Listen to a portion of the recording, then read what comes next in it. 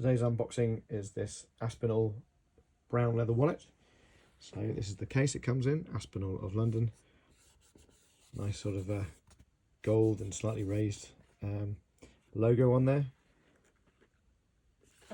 Quality box, nice textured back.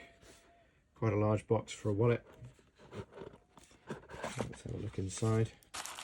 So it comes in some Aspinal tissue paper for protection. There's the wallet itself, so it's kind of a slightly greeny brown actually. It's probably more of a khaki brown. We've got an Aspinal logo in the top right corner. Some lovely stitching in the leather. Leather feels really nice quality, as you'd expect from a brand like Aspinal. Gold embossed logo on one side and on the inside as well. Aspinal of London, England. And we've got two sections, lovely soft leather inside, really nice high quality. And we've got 1, 2, 3, 4, 5, 6, 7, 8 card slots as well. So this is a men's wallet, and it's a good size, nice action.